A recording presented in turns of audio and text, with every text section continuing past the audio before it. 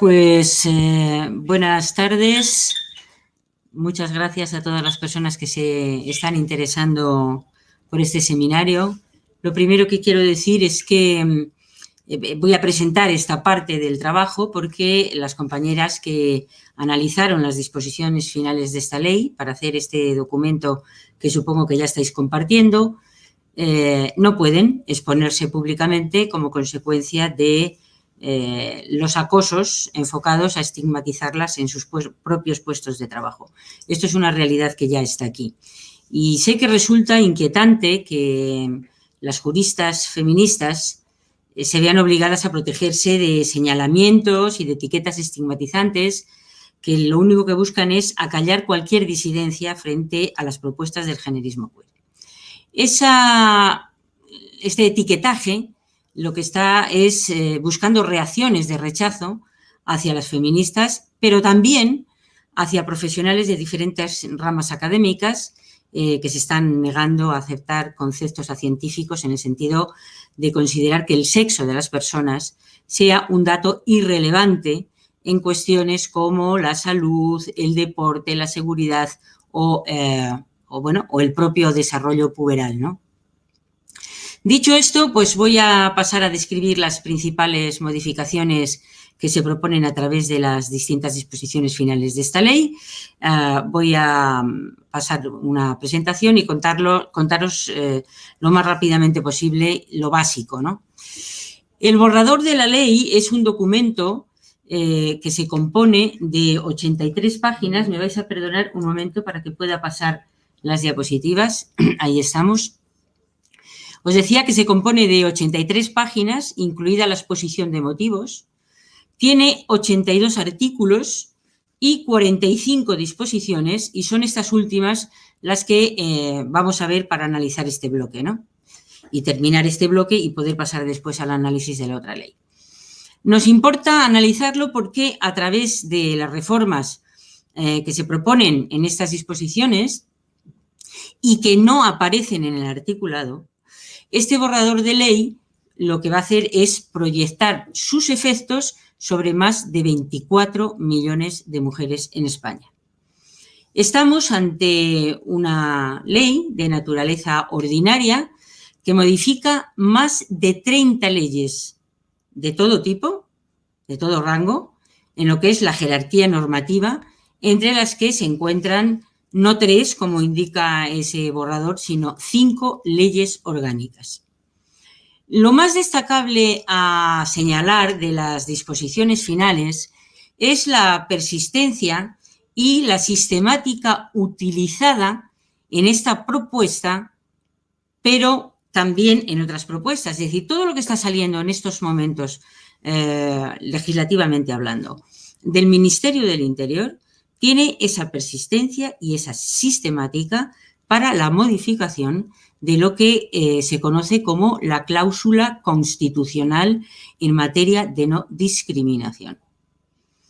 Prácticamente todas las disposiciones finales están enfocadas a la modificación de la cláusula constitucional en materia de no discriminación.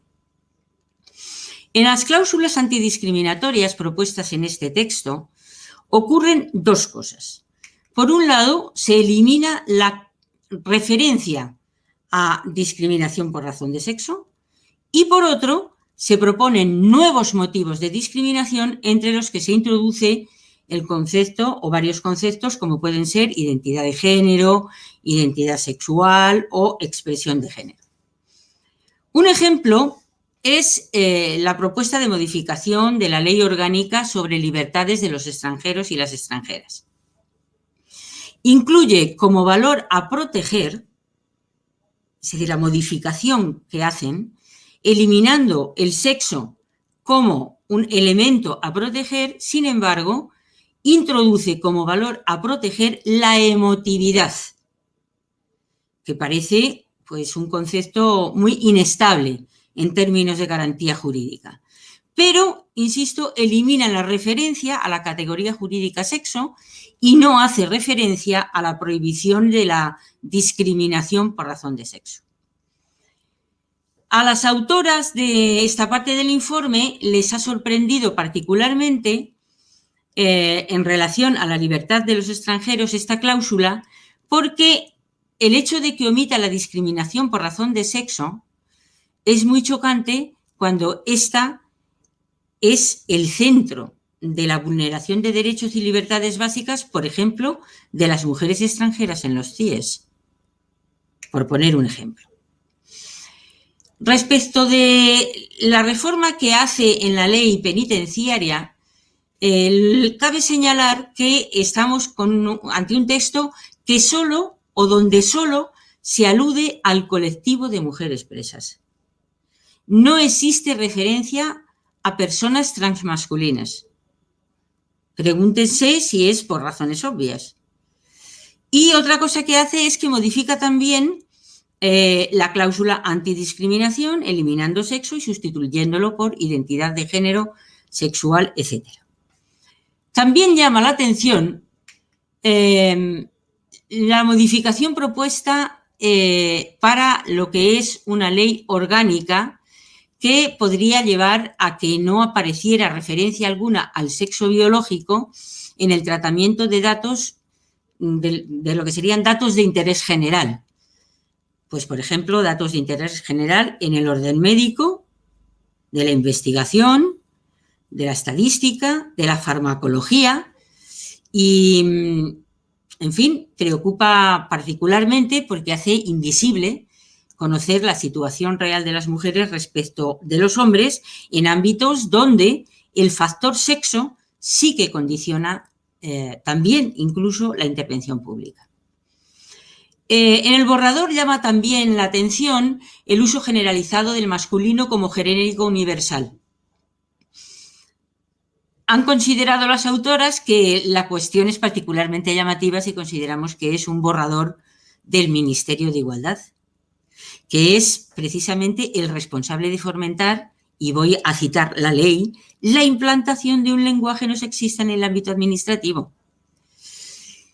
Importante poner de manifiesto que la mayoría de las disposiciones finales están enfocadas a modificar en otras leyes el significado de conceptos o enfocadas a la eliminación de algunos de los que han venido siendo conceptos troncales de la legislación. Podríamos decir que en general se tienden las disposiciones a la eliminación de todas las expresiones descriptivas de los seres humanos como seres sexuados. Y queremos recordar que en el Reino Unido el gobierno y los tribunales pues acaban de dar, si se me permite, un golpe encima de la mesa respecto de esta cuestión después de que una madre tratase de ser registrada como padre de una criatura. Es decir, este ha sido un juicio que ya ha tenido lugar y que se ha resuelto a favor de mantener el vínculo del concepto de qué es ser madre y qué es la maternidad, ¿no?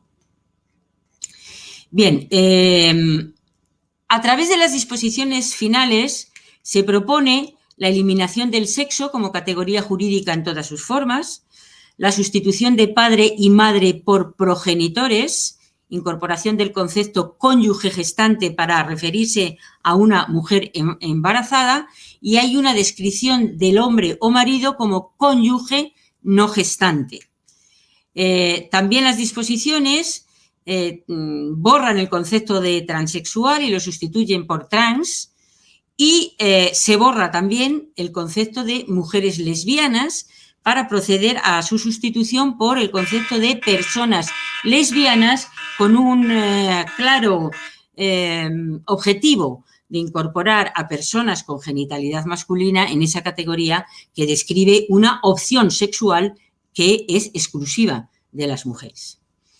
A través de las disposiciones finales se borra el concepto mujeres, llegando al punto de proponer sustituir la palabra viuda en el artículo 959 del Código Civil para sustituirla por el concepto cónyuge supérstite gestante.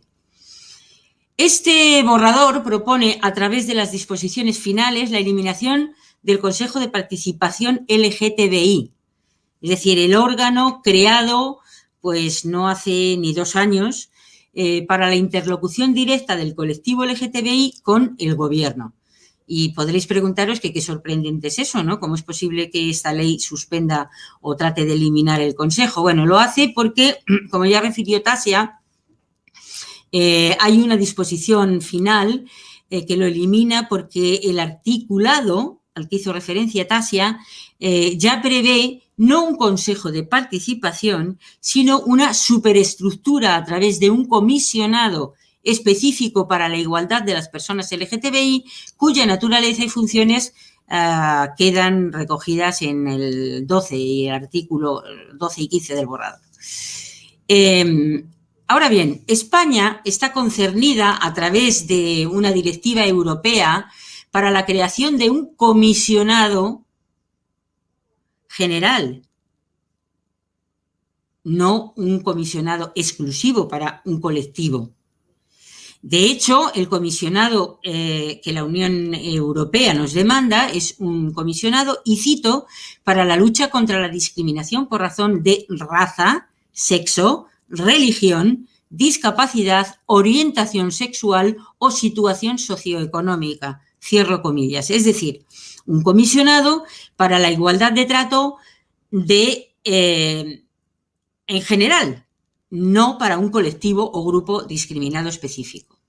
La probabilidad de que exista un comisionado exclusivo creo que son nulas, entre otras cosas porque el Partido Socialista ha incluido al comisionado en su ley para la igualdad de trato y no discriminación.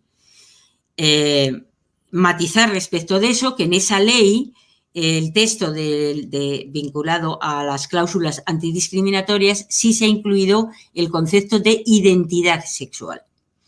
Pero el Consejo de Participación LGTB, sin embargo, sí que ha nacido con una ventaja con relación a otros consejos, ya que a través del reglamento y a diferencia de estos otros consejos, como por ejemplo el Consejo de las Mujeres, pues el ejemplo es claro, el Consejo de las Mujeres no cuenta con autonomía, por ejemplo, para convocar a las ONGs de mujeres para las reuniones, mientras que el Consejo del colectivo LGTBI tiene independencia respecto de la administración para hacer esas convocatorias, lo que hace que un consejo esté tutelado y construido sobre la base de la interlocución y el otro esté construido sobre la base de un instrumento para el activismo. Nada que criticar al respecto, es decir, ¿cuál es la queja?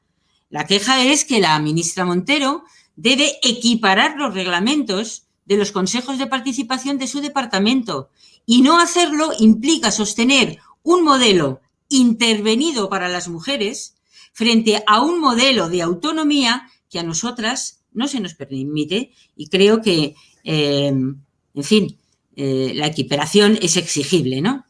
Estas disposiciones finales ponen de manifiesto una dinámica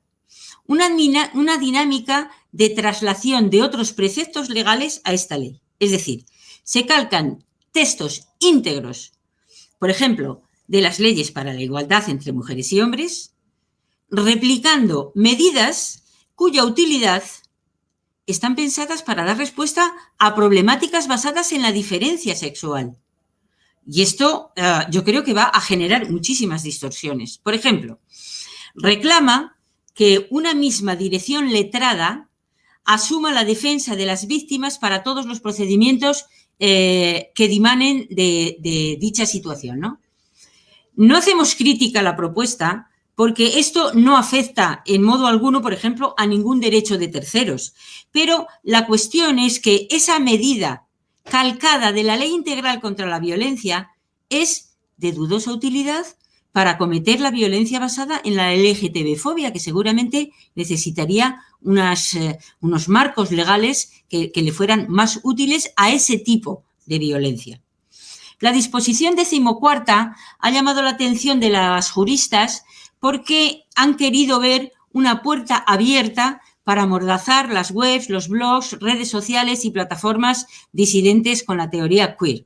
En este sentido, lo que se han preguntado es si negar que el género es una identidad humana y defender que es un constructo cultural para la creación de jerarquía sexual, ¿podría llegar a considerarse delito de odio? Esta es la pregunta que las juristas se hacen en el documento.